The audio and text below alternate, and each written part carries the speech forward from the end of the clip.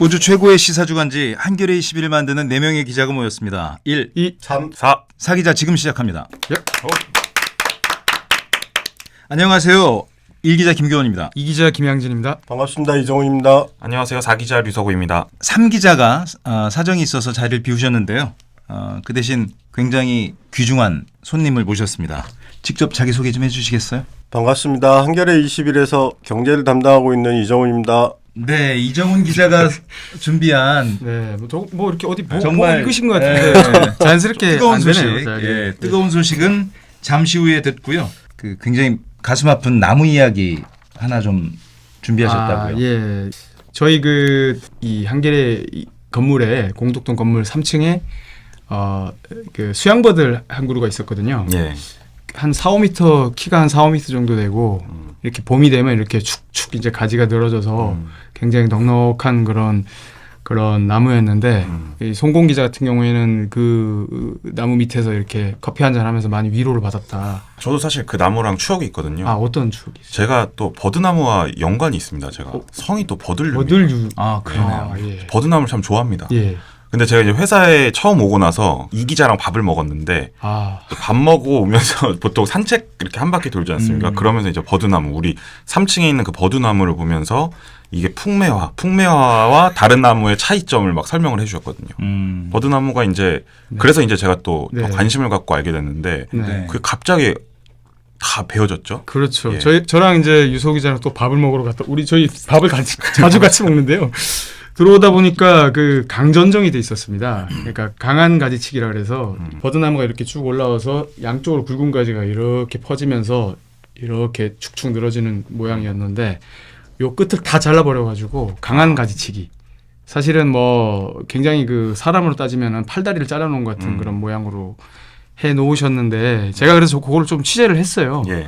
기사를 써볼까 하고 취재까지 했는데 근데 결국은 우리 사회도 안 바뀌었지만 우리 회사도 안 바뀌었구나 그런 생각을 많이 했는데 제가 무엇보다 좀 안타까운 거는 이게 좀 생명 경시가 사실은 안 되는 거잖아요. 근데 그렇죠. 우리 회사에서도 뭐 그런 시스템과 돈 문제를 뒷받침할 만한 그런 시스템이 없었구나 좀 확인해서 좀 안타까웠습니다. 근데 한 가지 희망을 봤던 것은 저에게 그래도 우리 회사에서 좀 많은 분들이 이게 문제라고 고발을 해주시더라고요. 안타까워하시고. 네네. 그런 부분이 앞으로 좀 우리가 나아질 수 있는 부분이 아닌가. 버드나무가 예. 많이 안타깝지만 이런 부분에 좀 희망을 봤습니다. 네. 앞으로 좀 이게 바뀌어야 되는 거 아닙니까? 뭐 이런 네. 걸 할 때 위원이나 뭐 대표이사도 몰랐던 거 아니에요? 제가 뭐 대표회사 방을 한번 쳐들어갑니까?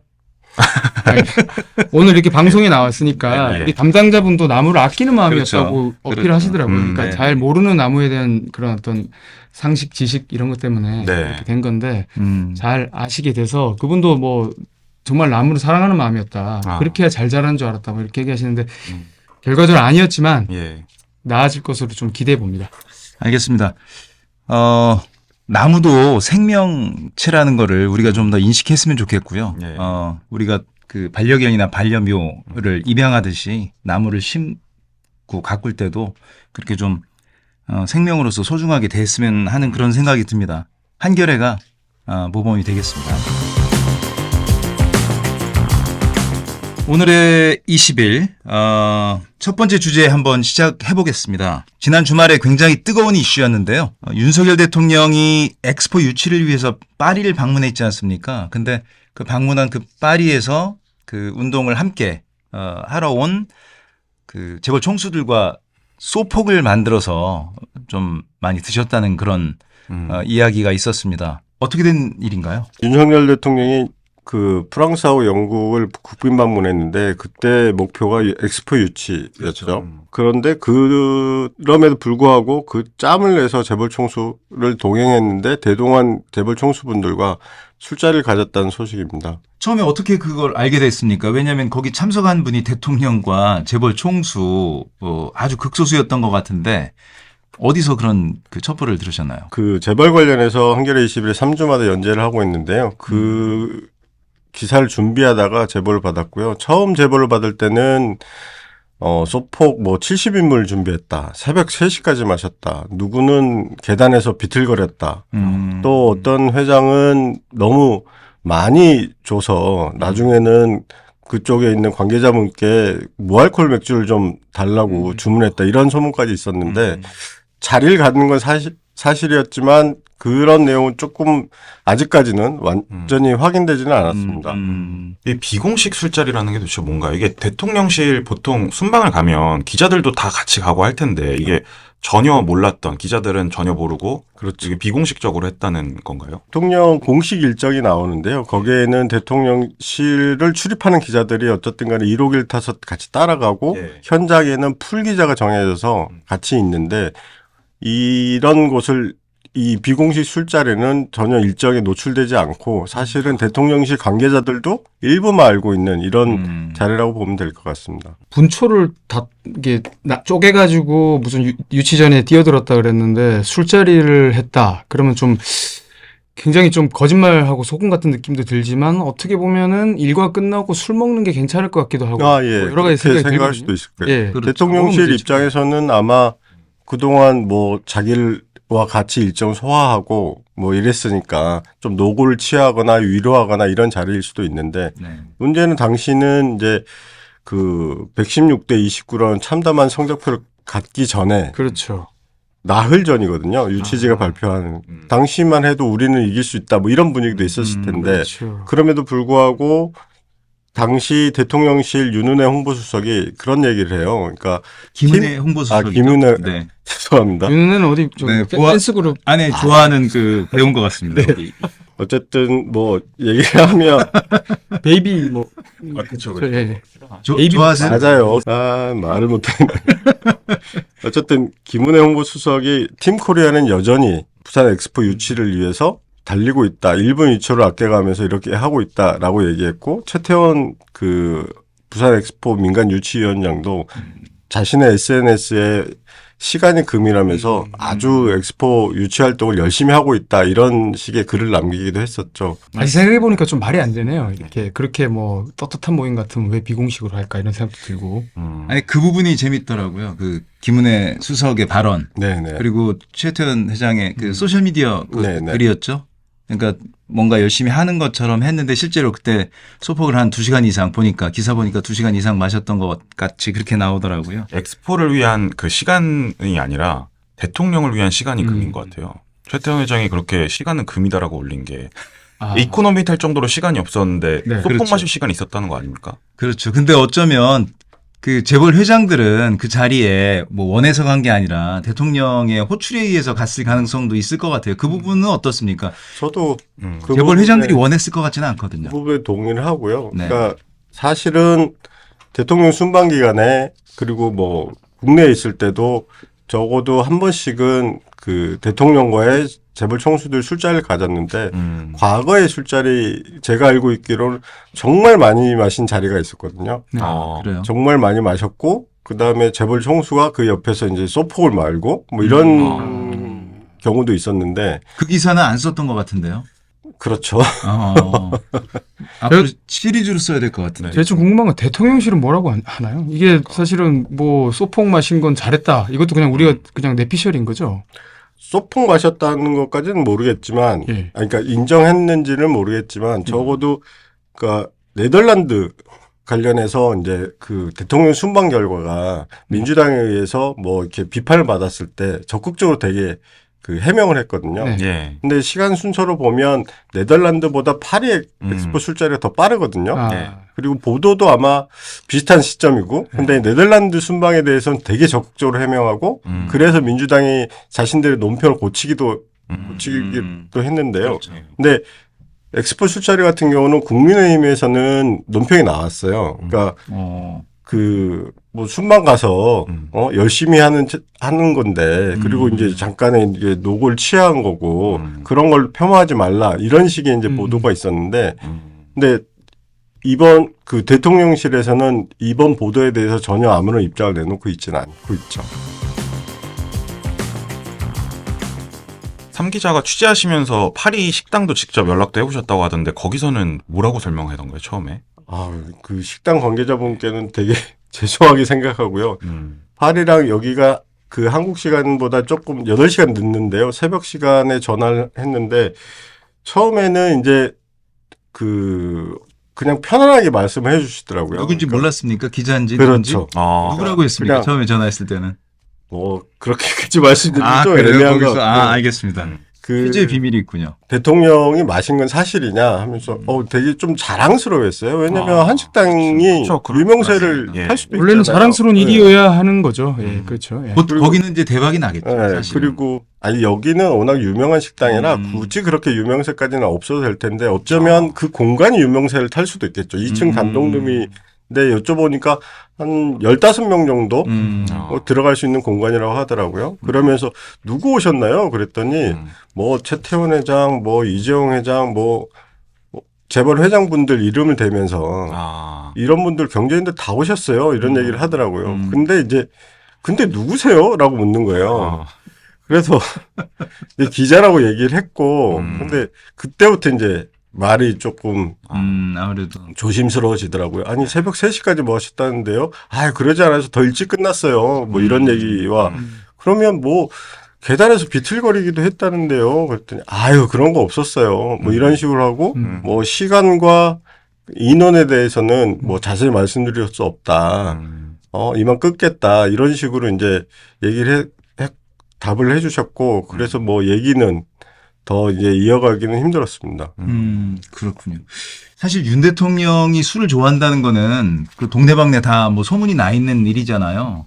근데 어떻습니까? 이 대통령과 술, 그러니까 과거 이제 노무현 대통령 같은 경우 보면 그 재임 기간 동안 어떤 자리에서도 한 잔 이상 마시지 않았다고 하더라고요.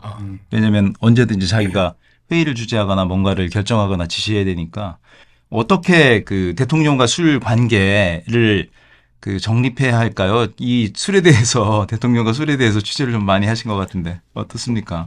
아니 뭐 제가 술 자주 마시고 실수도 좀 하니까 뭐라고 얘기하긴 그렇지만 네. 결론적으로 얘기하면 대통령 공인이라서 공인의 지위와 그리고 그에 따른 역할을 했으면 좋겠다는 생각이고요. 그러니까 그런 거죠. 이제 비공식 자리라는 게 사실은 우리가 박근혜 정부에서 재벌과의 독대를 통해서 정경유착 그 사실 드러나지 않았습니까? 그렇죠. 그래서 문재인 정부 시절에는 그런 부분에서 비공식 자리를 갖지 않으려고 노력했다고 하고 그리고 공식 자리라도 의제를 갖고 그리고 그 내용에 대해서 국민에게 오픈하는 시기였는데요. 윤석열 정부는 비공식 만찬이 특히 뭐 재벌 총수와 관련해도 저희가 알고 있는 것만 해도 벌써 3번 정도는 되지 않습니까? 근데 거기서 어떤 얘기를 주고받았는지 아무도 모르고 그리고 나중에 이게 어떤 문제가 될지 아무도 모르고 결국 뭐 문제의 씨앗이 지금 발화하고 있다 이렇게 봐도 되지 않을까 싶습니다. 맞습니다. 저는 이 기자한테 궁금한 게 있는데 그 윤석열 대통령이 술을 얼마나 좋아하시는 거예요? 뭐 얼마나 잘 드시게? 제가 좀 아시지 않을까 이 기자가 또 윤석열 대통령 예. 그 전에 술을 마셔봤죠 검사 시절에. 그러니까 마셔봤는데요. 그러니까 근데 그런 이것도 재밌네. 아니 근데 네.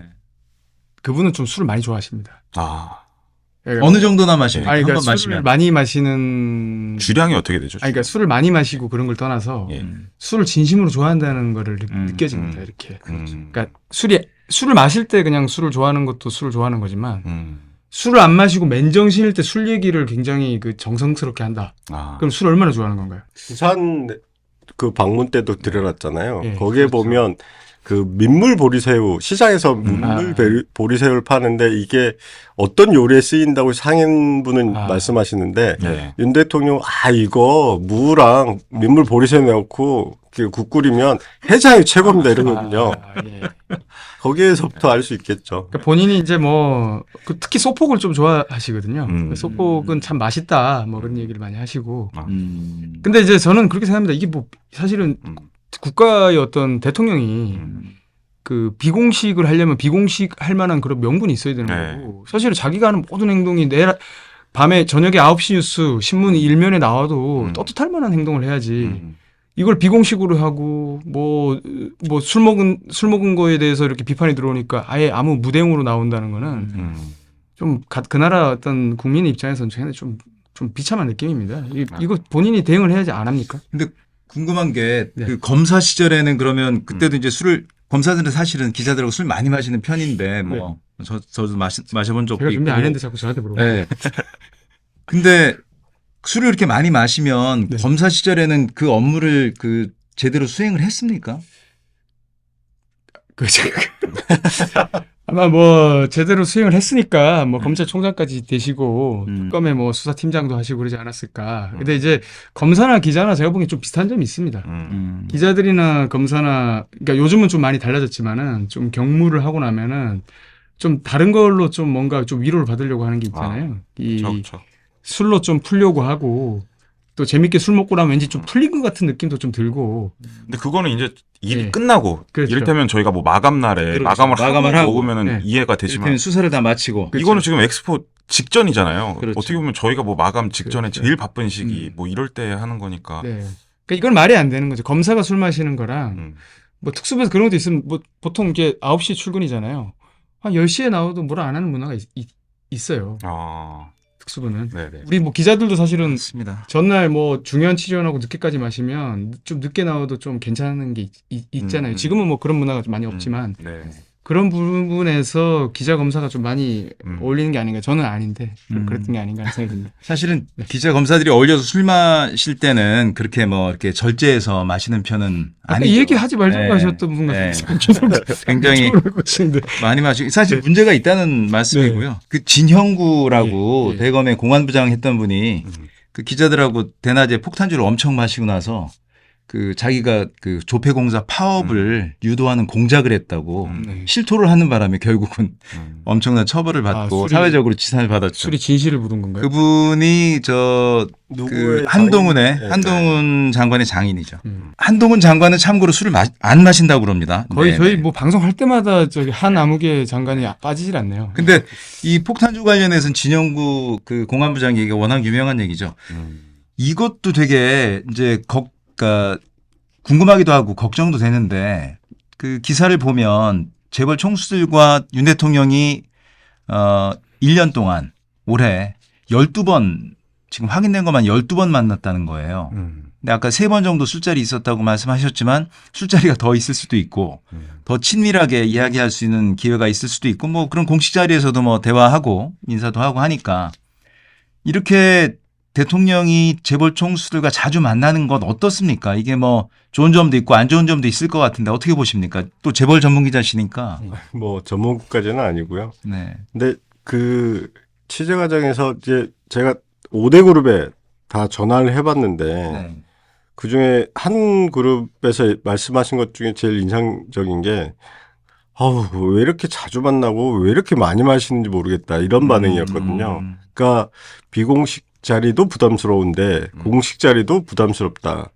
오히려 거꾸로겠네요. 그러니까 공식 자리도 너무 많아서 부담스러운데 또 비공식 자리까지 겹치고 또 거기에서는 술 너무 많이 먹으니까 힘들다 뭐 이런 얘기인데 최근에는 이제 대통령 순방 관련해서 뭐 보수 언론까지도 약간 비판적인 톤이 보이더라고요. 그만큼 특히 연말에는 뭐 인사도 해야 되고 내년 그룹 맞습니다. 경영 계획도 짜야 되고 그 관련해서 또 보고도 받아야 되고 되게 바쁜 시절인데 네. 사실은 파리 엑스포 준비부터 시작하면 그 그다음에 그 다음 주 부산 가고 그 다음 주에는 또 네덜란드 간 꼴 아니에요? 그러니까 결국은 약간 그 한양대 이창민 교수가 말씀하신 것처럼 그 재벌들을 검사 시절의 피의자처럼 생각해가지고 뭐 언제든 호출할 수 있는 그리고 뭐 약간 자기가 뭐 이렇게 힘을 주면 따를 수밖에 없는 존재로 인식해서 동원한 느낌이라는 생각이 좀 많이 들고 그 관계에서 어쨌든 간에 재벌들도 당연히 뭔가 바라고 있지 않겠어요? 네. 그 박근혜 정부 시절에 그 재벌 독대를 살펴보면 그렇지. 당시에 되게 그 박근혜 대통령 쪽에서도 뭔가를 준비하고 그때는 뭐 이렇게 재단 출연이라든지 뭐 승마 협회 통해서 지원 이쪽을 요구했는데 당시 재벌들의 요구를 보면 뭐 각 그룹에서 요구한 게 되게 많았어요. 예를 들면 뭐 롯데는 면세점 관련해서 요구를 한다거나 뭐 현대차 같은 경우는 뭐 전기차나 수소차 관련해서 요구를 한다거나 뭐 이런 식의 규제 완화를 요구한 게 있거든요. 그리고 그렇다 보면 당연히 정경 유착이 이루어질 수밖에 없는 거고. 예. 아니 대통령과 만나서 무슨 얘기를 하겠어요. 뭐 그냥 술 마시네요 이 얘기만 할 수는 없잖아요. 그렇죠. 그러면 뭐 경제 얘기하게 되고 그러면 우리 어려운 게 이거고 이렇게 뭐 이것만 해주면 우리 많이 투자할 것 같은데 이렇게 얘기할 수도 있는데 그게 바로 정경 유착이죠.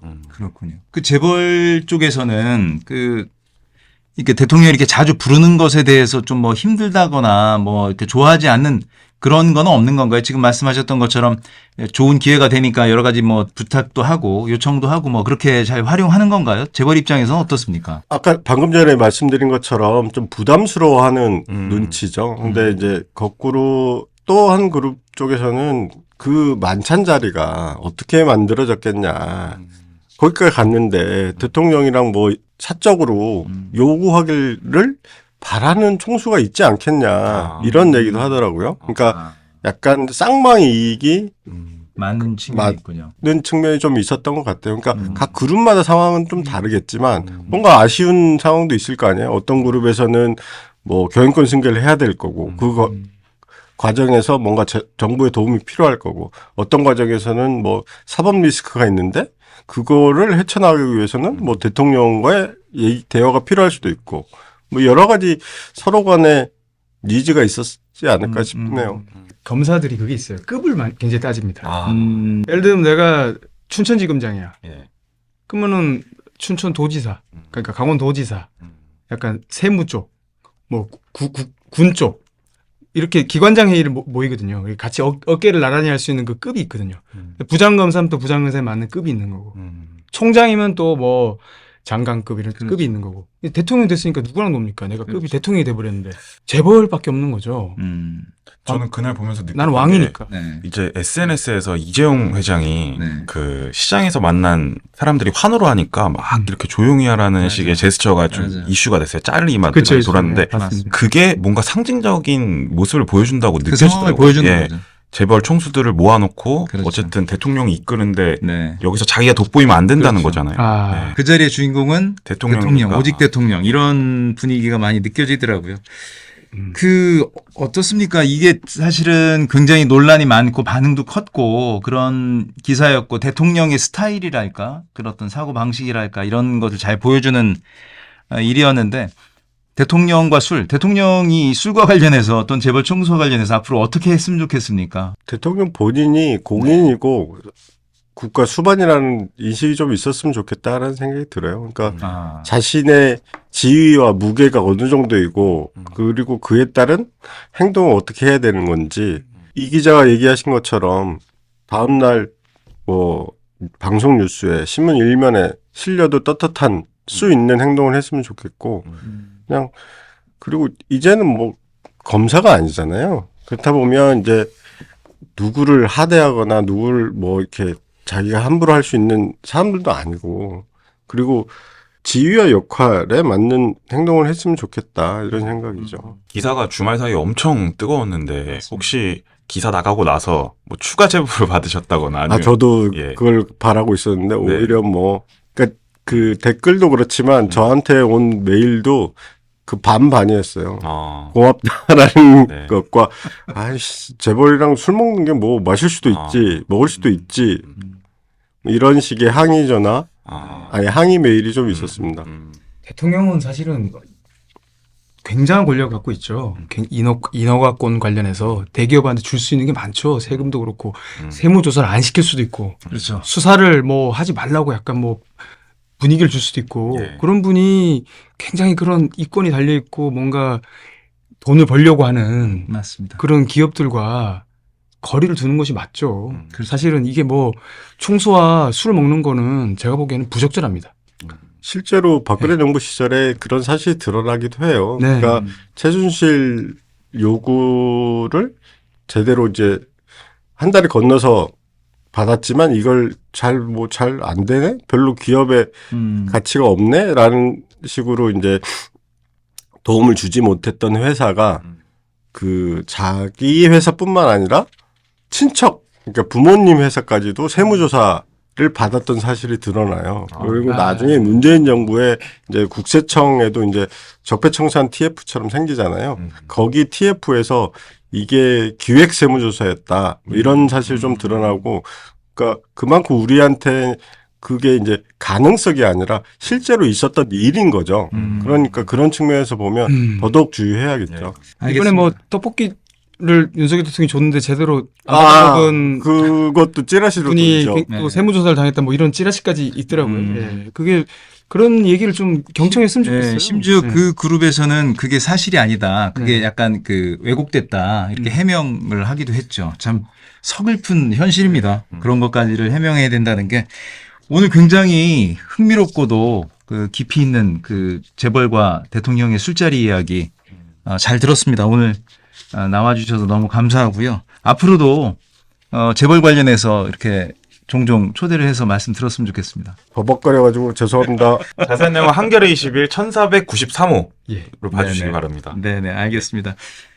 오늘 1부 여기서 마치고요. 2부는 손바닥 문학상에 관한 이야기인데요. 조금 있다가 이야기 나눠보겠습니다. 이정훈 기자와는 여기서 인사하겠습니다. 오늘 나와주셔서 고맙습니다. 감사합니다. 네, 1부 여기까지 하겠습니다.